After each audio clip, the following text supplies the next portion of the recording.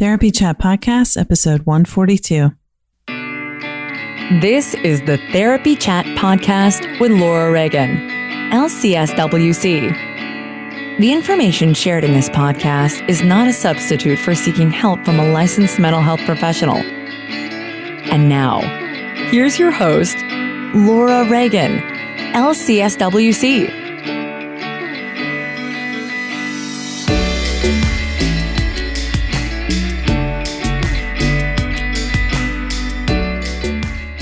Hey everybody, it's Laura Reagan, wanting to let you know that if you are interested in doing a deep dive into the Daring Way work, which is based on the research of Brené Brown on authenticity, vulnerability, courage, trust, and connection and relationships, you can join Charlotte Heiler-Easley and I in Lexington, Kentucky on October 5th and 6th for a 2-day retreat intensive combining the Daring Way with Charlotte's work, relational equine assisted learning.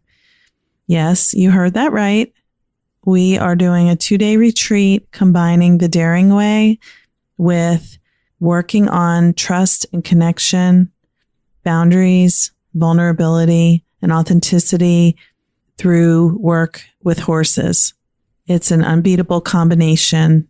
We had an amazing experience last November 2017 when we did 2 one-day retreats, and we wanted to expand to offer 2 days because we can go deeper in 2 days, and everybody loved the 1 day so much. So join us in Lexington, Kentucky, October 5th and 6th. Best pricing ends on August 1st, but we still have discounted rates available after that as well. And to register and get all the details, go to laurareaganlcswc.com/retreat. If you want to understand more about why we are doing these retreats and what you can expect to gain from them, listen to episodes 55, 56, 123, 133, and 139. I talked with Charlotte twice in episodes 56, 133, and which was a replay, and 139. And I talked with Julia Alexander, who is another therapist using work with equines in trauma-focused therapy in 123. And in episode 55, I talked about my own experience the first time I connected with myself in deep connection with a horse, and how it was really a powerful experience that changed everything for me. It's been 2 years. It's still just as memorable and just as poignant for me. And I want to share that experience with you. So if you want to join us, you can go to laurareaganlcswc.com/retreat, get all the information. There's a payment plan, and I hope we'll see you there. Hey, this is Laura Reagan. It's July and I'm on hiatus. I'm busy behind the scenes creating more great episodes for you. And while I'm away, I wanted to share some episodes with you that I think you will get a lot out of and you may have missed because of when they came out, or whenever you started listening, you might not have gotten to this point yet. Today, I'm going to be sharing with you my interview with Amy Sugeno, LCSW, who is down in Texas, and she talks about attachment trauma and adoption. I really think you'll get a lot out of this, whether you're a therapist or just a human being who cares about your own emotional experience. Amy really got me thinking in this interview, and what she taught me has changed my clinical practice in a lot of ways. And through that process, I've helped so many more clients in ways that I may have missed when working with clients who've had the experience of adoption or living with their non-biological parent, even if it's another family member. So listen in, and I hope you learned something.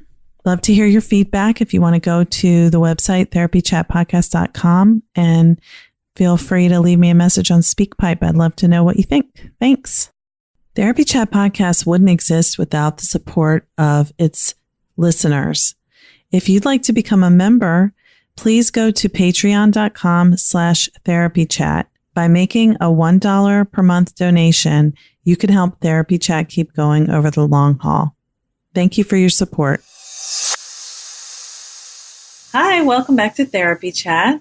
Today, I'm super excited to have with me a very interesting guest, Amy Sugeno, LCSW. Amy, thank you so much for being on Therapy Chat today.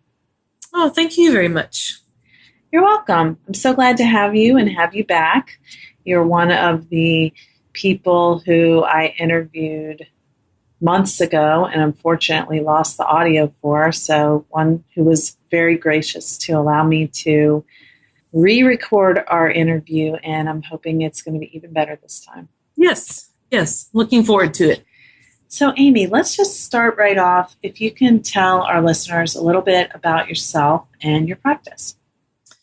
Yeah, so I am a therapist down in Texas, Central Texas, not too far from Austin. And I have a small private practice where I work with mostly attachment trauma. And so I work with adults and also teenagers, mostly who have been adopted or maybe like adoptive parents, foster parents, and sometimes also parents who are raising their birth child who's been through trauma. So my background, my training is for the past 10 years or so, has been working with all kinds of different traumas. But now I've a little bit more of a narrow focus into adoption, attachment trauma. I'm adopted and my son's adopted. So it's also, I think that's part of why I have such passion for working in this area now. And then I also, one of the unique things that I do, at least in my area, is called ecotherapy. So I do a lot of the traditional or conventional talk therapies, but then I also try to do a lot of nature-based therapy when that is appropriate for a particular client. Awesome. That's so interesting. And can you talk a little bit about, let's say someone is listening who's thinking, I'm adopted, but I don't know what she would mean by attachment trauma. Can you explain a little bit about that? Yes.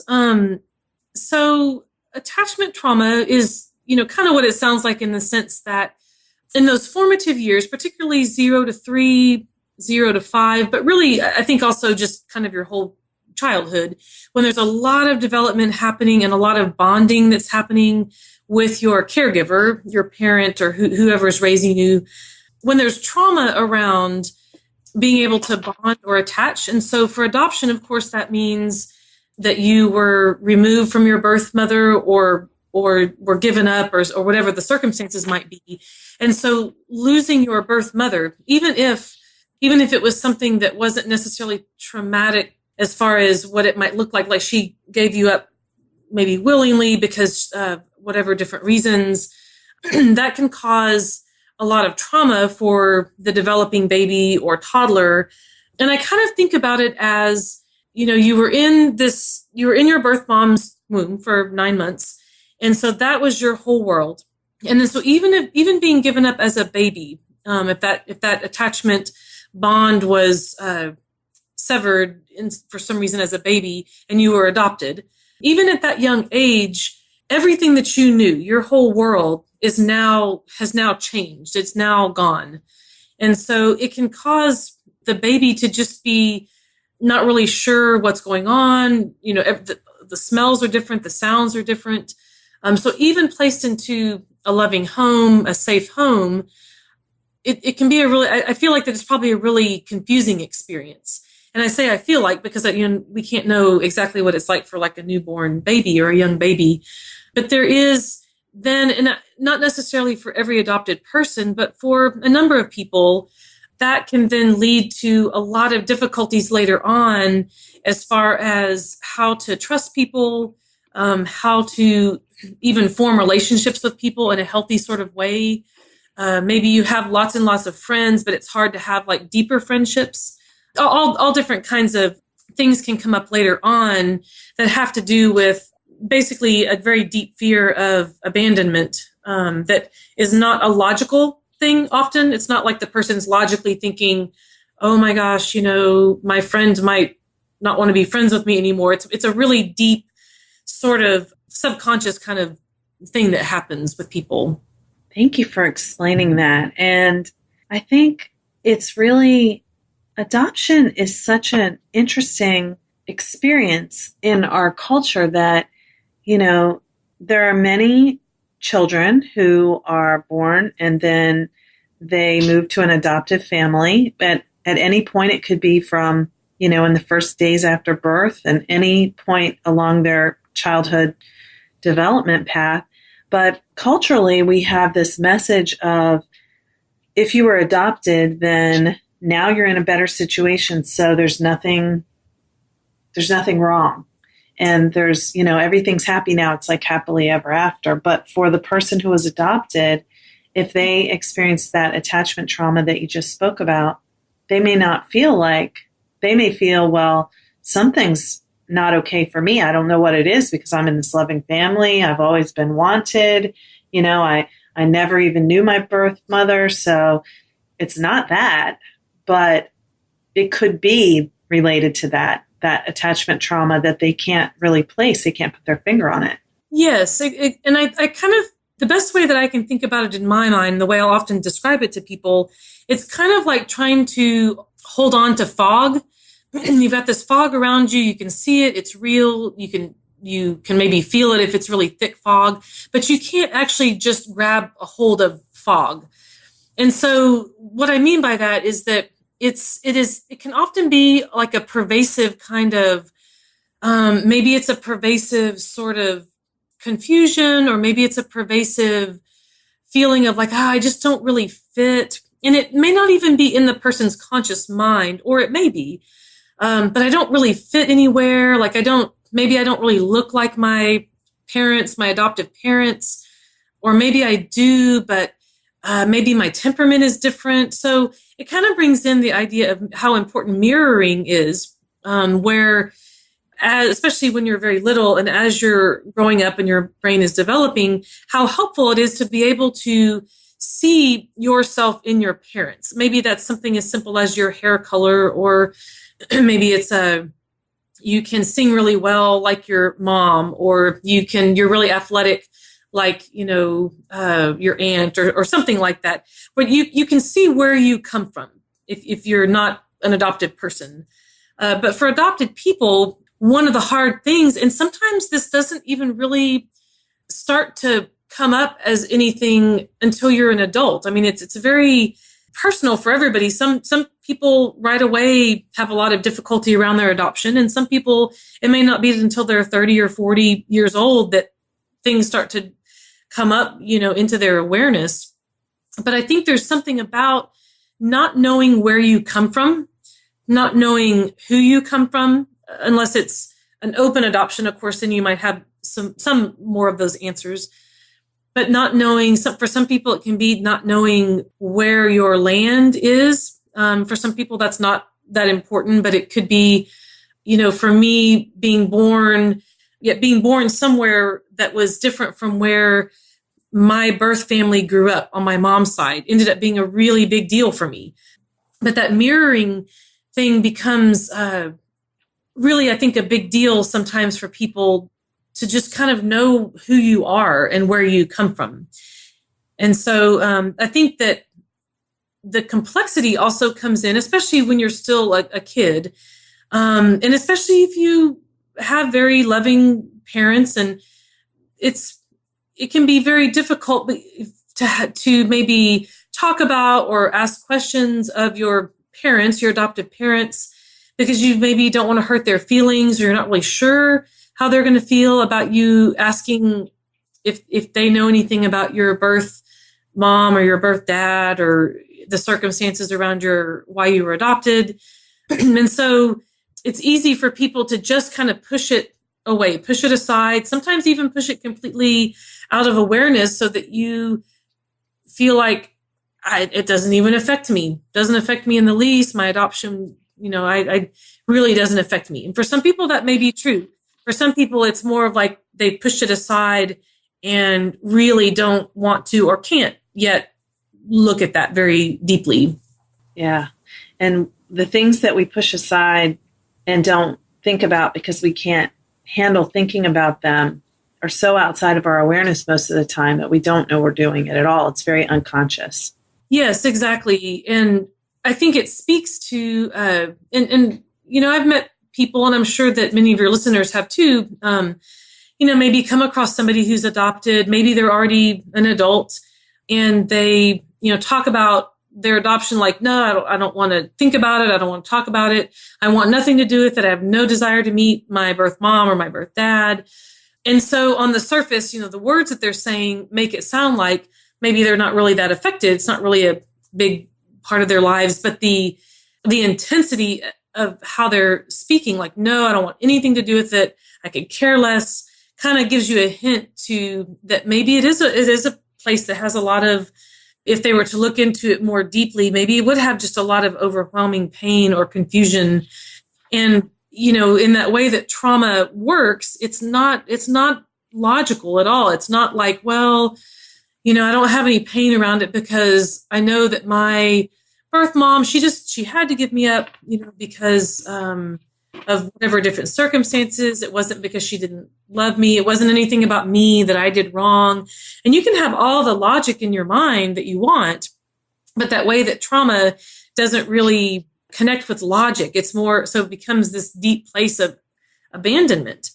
Even if you weren't abandoned, per se, or you weren't abandoned because of something horrible about yourself, it's still, for some people, it can still have that feeling. There's something so horrible about me or so deficient about me that she just had to give me up. And so that kind of speaks into the trauma piece, but that's really deep and difficult and painful stuff to look at. And so it's understandable that people want or need to keep that pushed aside and maybe let it come out in little bits and pieces, or maybe it doesn't come out at all. So that's why it's the trauma piece of it, why it's, characterized by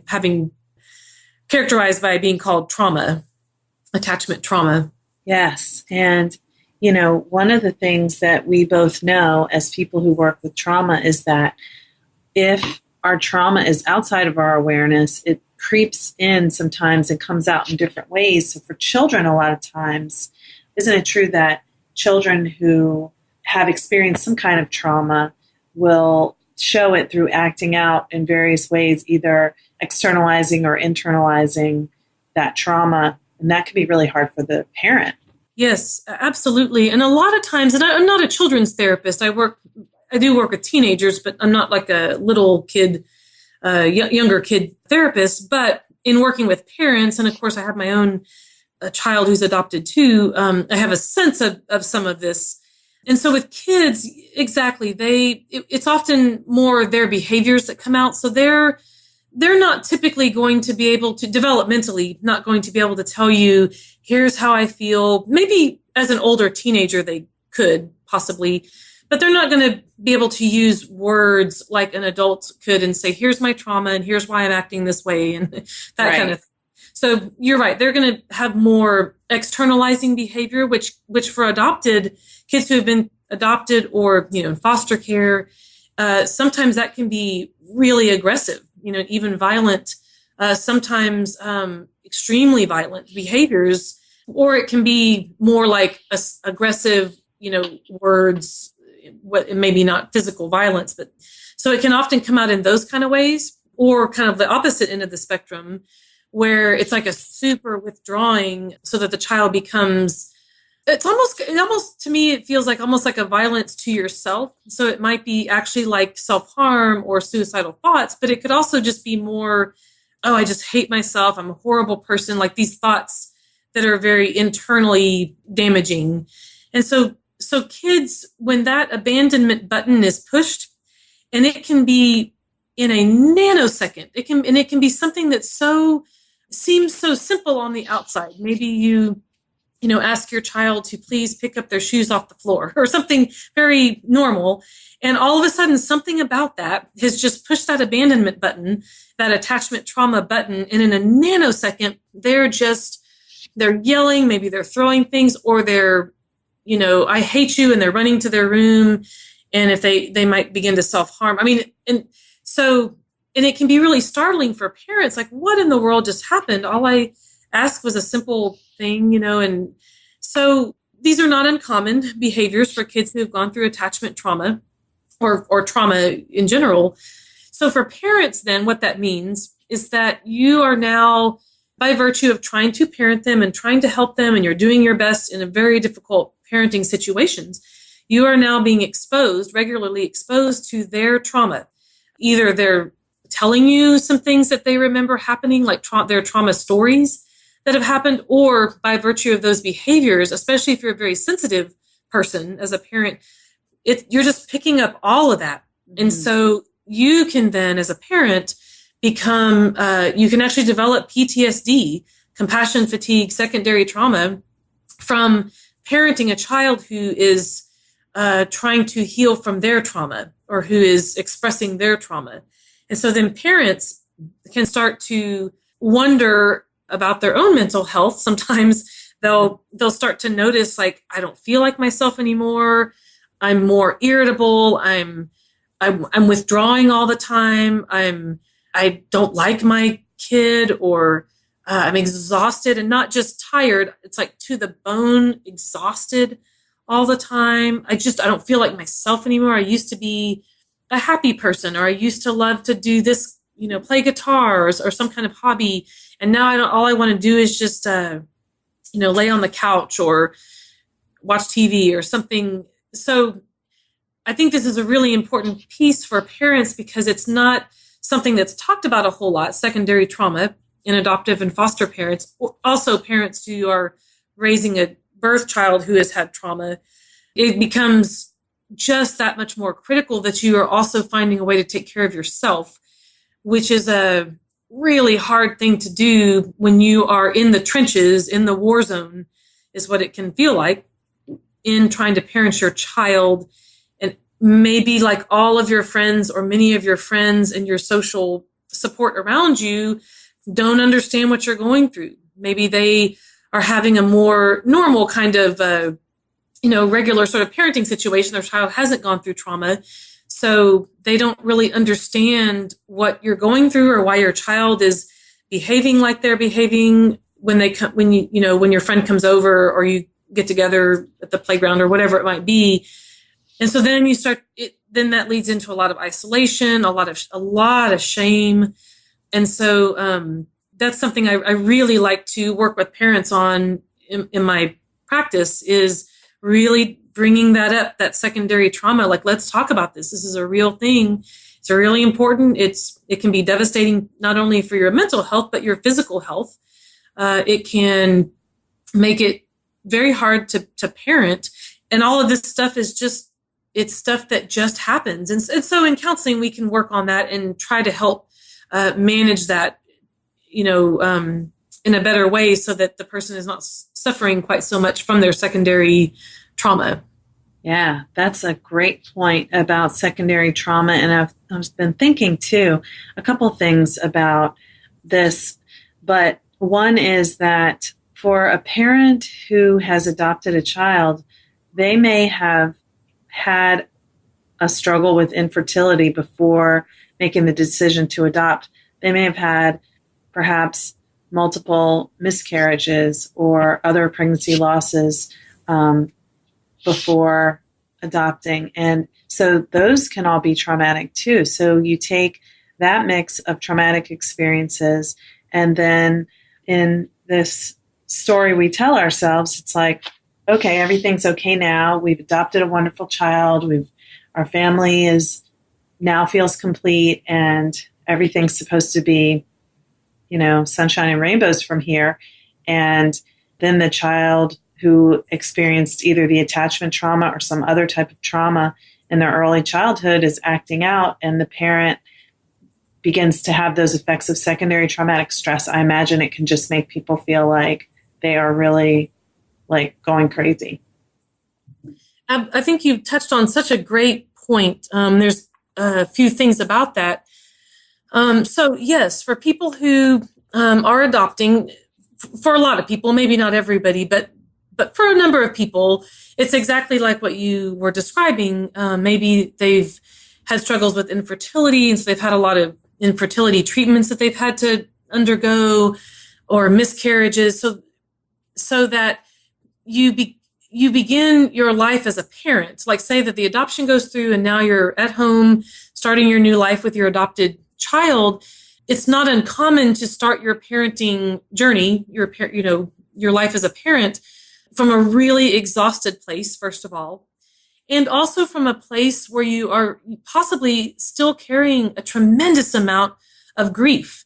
Yeah. And perhaps you have worked on some of that grief. If you've gone to therapy or some grief support groups, maybe you've begun to work on some of that, but probably there's still a lot of it that's still there. And so that's the first part, is that you're not starting your parenting life as a parent from like a refreshed place, or a place that is, kind of completely happy. And so that's a really hard thing, because while you're having to help your new child adjust to their new home and to their new family, you're still dealing with so much grief. And that's too much, really. I mean, it strikes me as just too much for one person. So hopefully then if a parent hasn't found support yet, that they might be able to seek out some support for that, or continued support. The other part of that is that I was thinking about a parent's own attachment style, because we all, of course, have our own childhoods. Obviously, we were all children once, and we had our parents or whoever raised us. And so we all grow up with our own attachment styles, or our own attachment tendencies.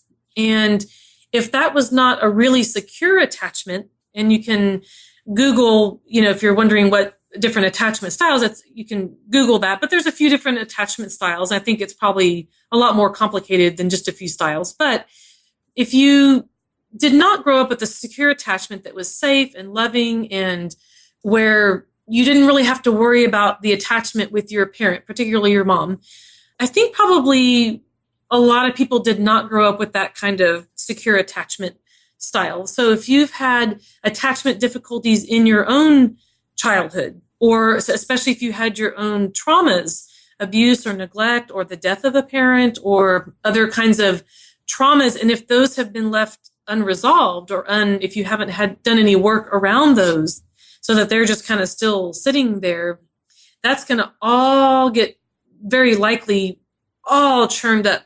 And I think that's very normal for parenting anyway. Mm-hmm. And then parenting a child who has their trauma, and so they're giving you all their trauma by their behaviors and different things. And now your trauma is getting all churned up from like 30 years ago or something. And your attachment style is getting, maybe it was kind of an insecure attachment, or elements of insecure attachment. That is going to just all get churned up, or at least the potential for that. And so I think the work for parents, part of the work is also, if they can connect with a therapist who can also help them with that part of it, their own past trauma, maybe talking some about their own attachment, because attachment with an adopted child is a really hard thing. And I don't mean every single adopted child, but for a lot of adoptive parents, this is a huge source of discussion. And how do I bond with this child? How do I help this child bond with me? Because I'm a stranger. At least kind of in the beginning, I'm a complete stranger to them, to my child, and my child's a complete stranger to me. And so the attachment and the bonding can be really, really difficult. And sometimes that happens with birth children as well. I don't mean to say that giving birth to a child means you're automatically going to have like perfect secure attachment, because that sometimes is a difficult thing too. But for adoptive parents, I think it's probably almost par for the experience, is just that that's going to happen for probably a lot of adoptive parents, is the attachment is just going to be hard. And attachment's a two-way street. So it's not just how can I help my child attach to me, my adopted child?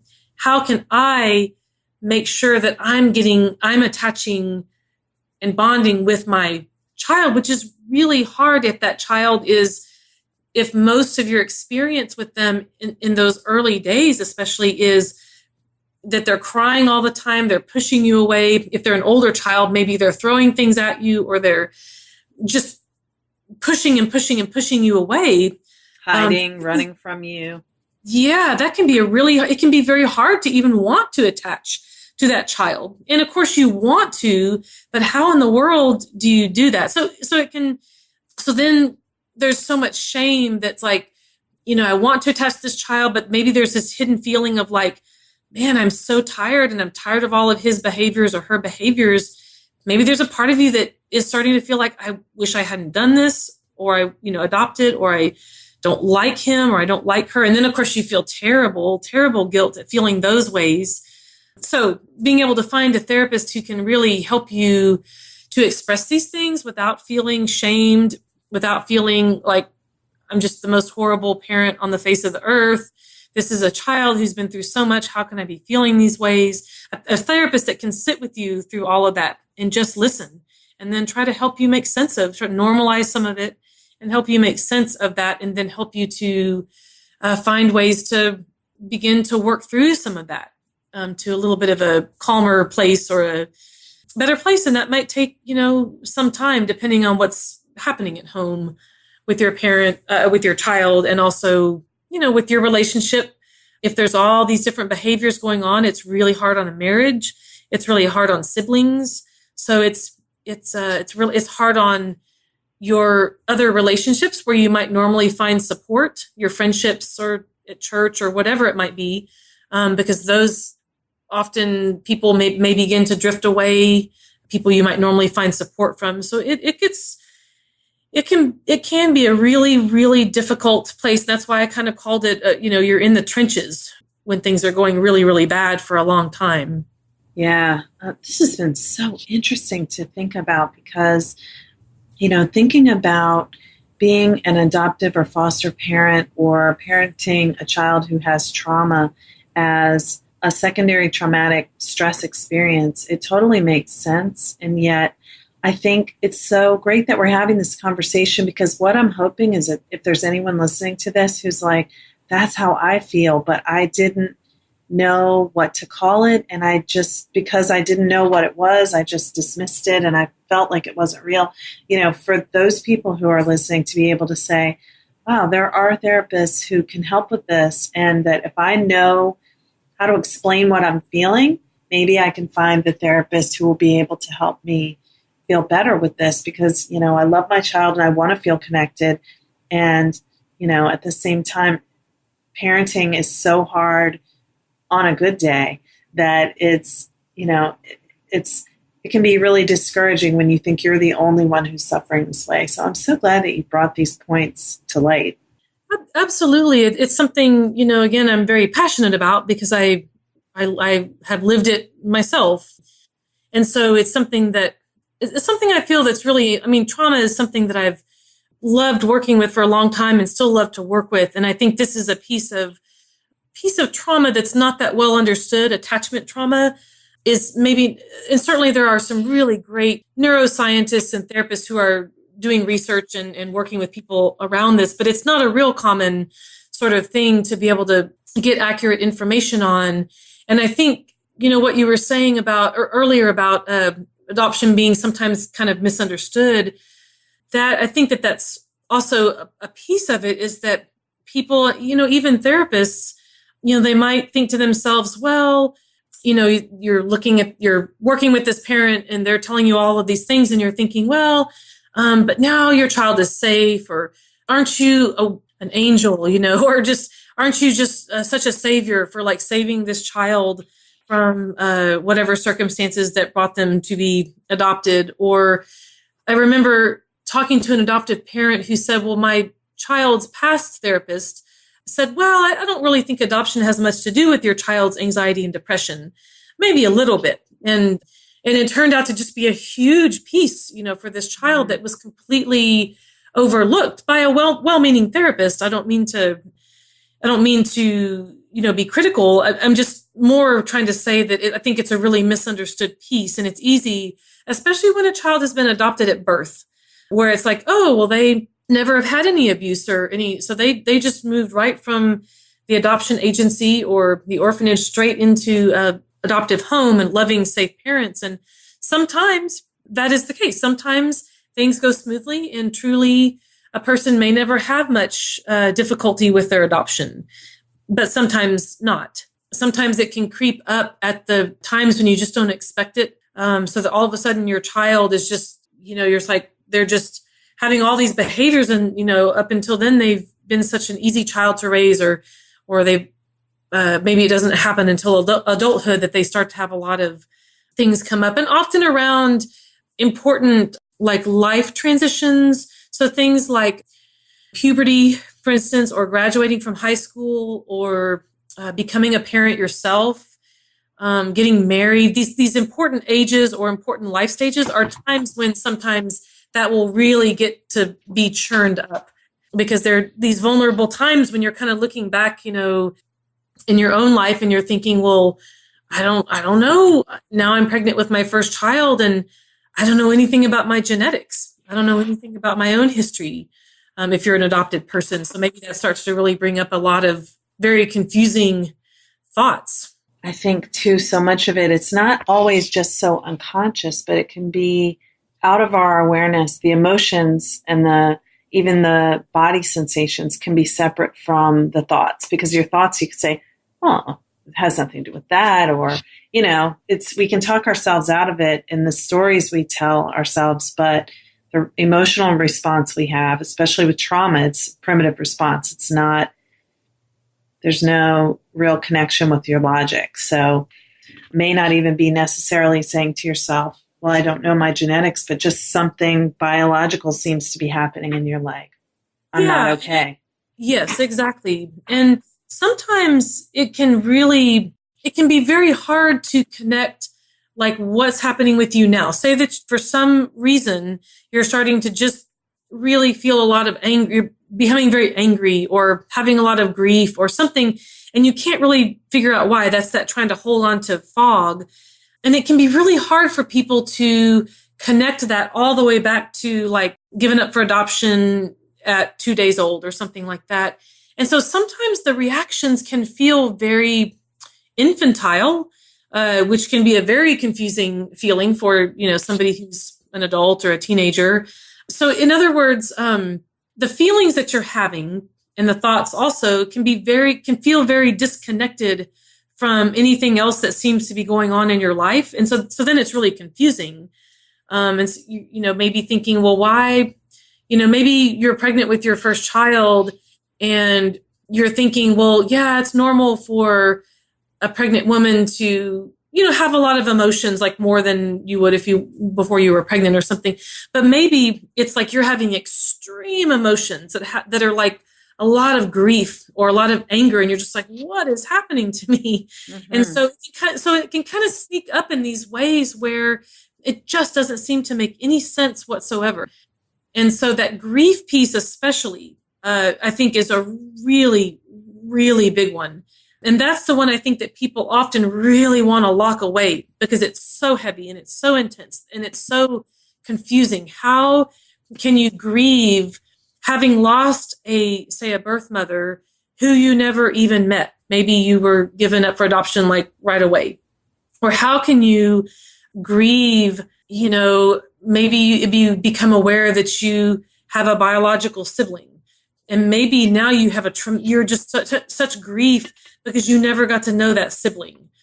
And it's like, but I don't even know this person. How can I grieve not having a relationship with them? So it's a very, I don't know if disenfranchised is the right word for the grief, but it's a very strange kind of grief that I don't even have a name. I don't even know if there's quite a name for it, or maybe there is a particular kind of grief. It's very illogical.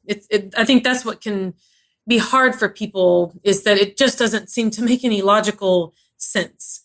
And that can really start to, in our society, that's a very analytical, reasoning sort of society. It's a little hard to try to make sense about what's happening. Yeah.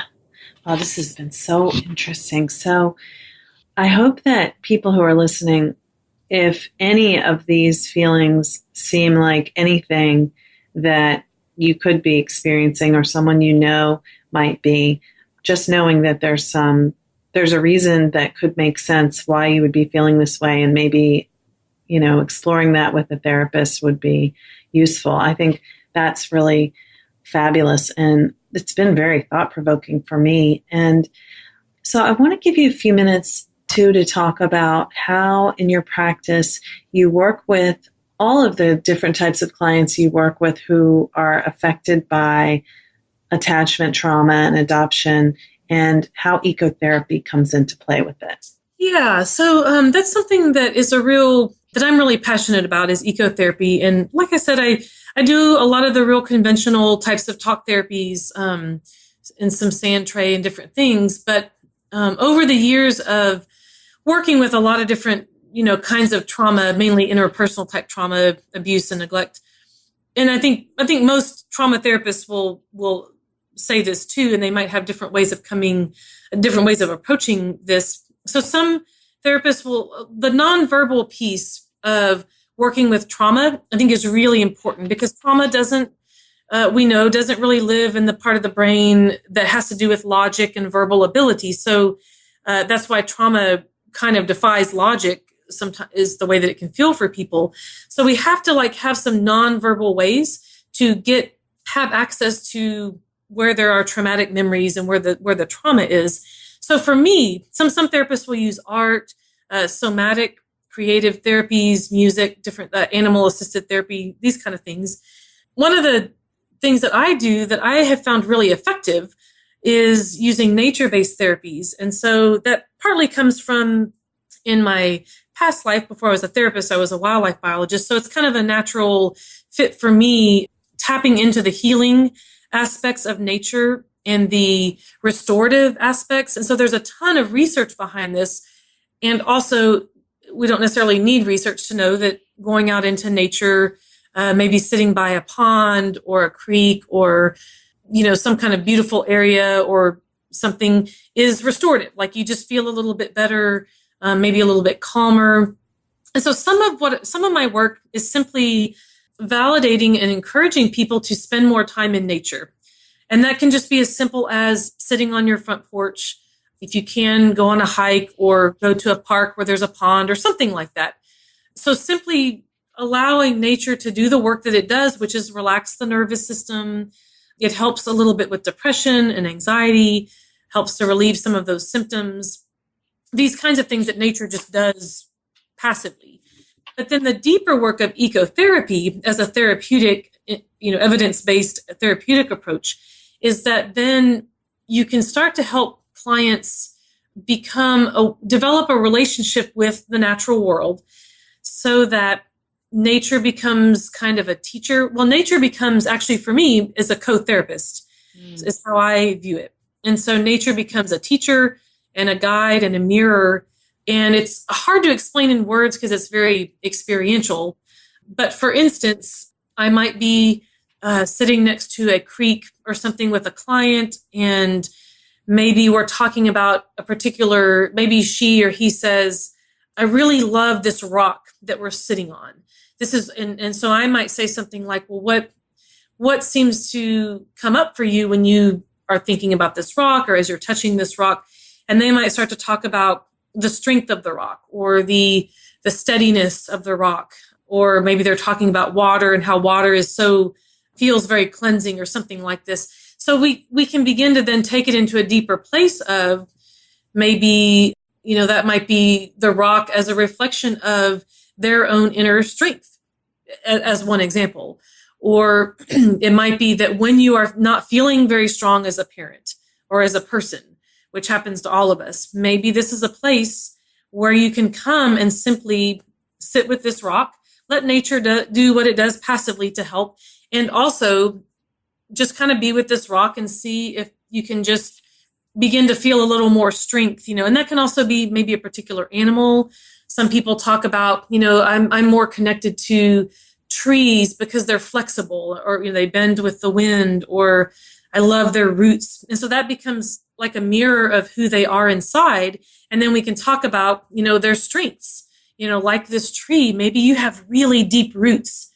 So that maybe one of your strengths as a parent is that you are a really steady, strong person, but it's not strong in the same way that like a grizzly bear is strong or something. It's more of a deep inner well of strength.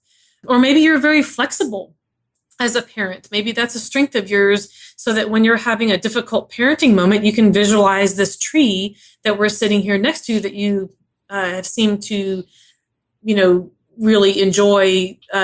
And you maybe in your mind, you see it moving with the wind, something like this. Again, it's hard to explain in words, but experiencing it can be really deeply moving and deeply affecting for people. And what I love about it is it's also very gentle. Trauma is a very powerful thing. And I love that connecting with nature is a very gentle sort of thing. We're often sitting side by side, or we're walking side by side, which is a gentle thing in and of itself, because it's not two people staring at each other in a therapist's office. We don't have to look at each other in that same way. And that can be really helpful for some people when their trauma is or their secondary trauma is so intense that even just being in a therapist's office is too much. So I find it to be a much more gentle kind of therapy.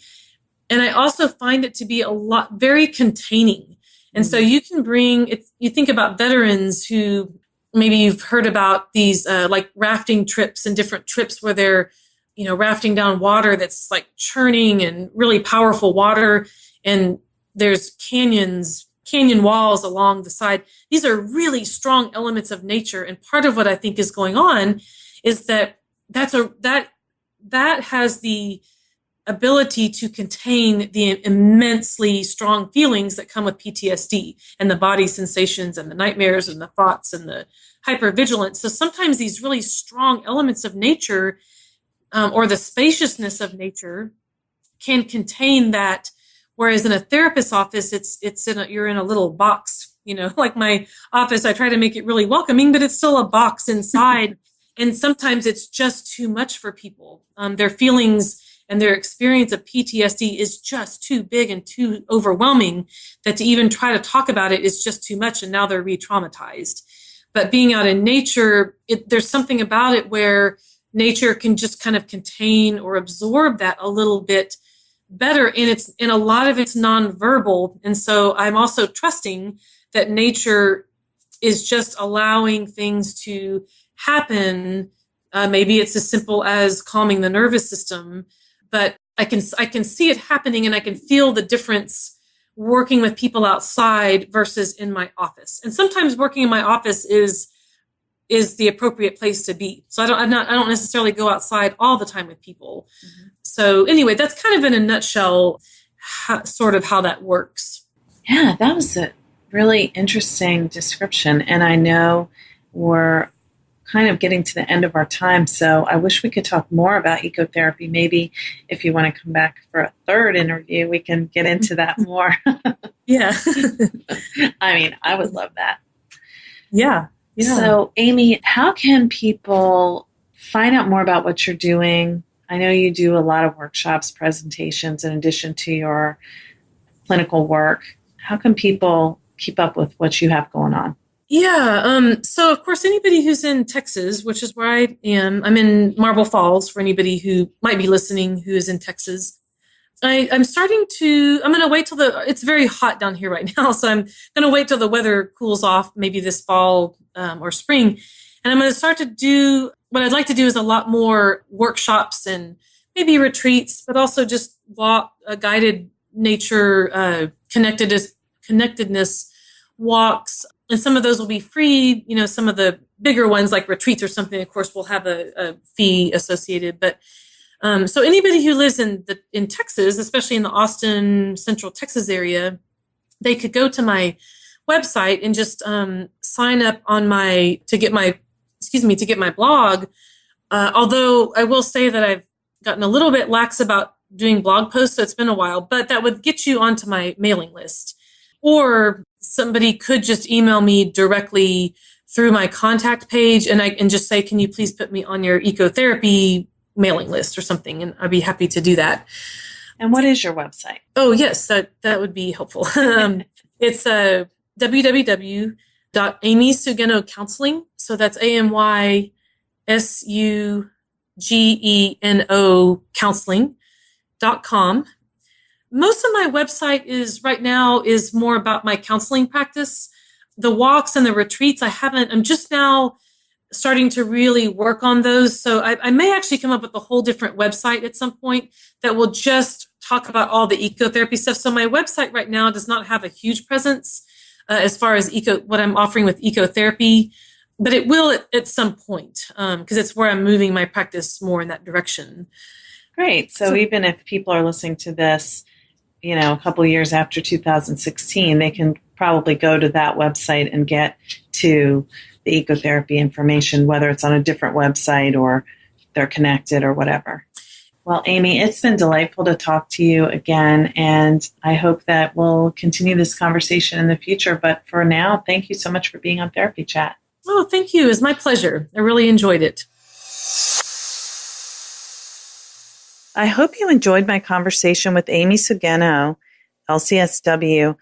She is doing amazing work using ecotherapy, using nature as her co-therapist, as she said, to help people who've experienced trauma related to attachment.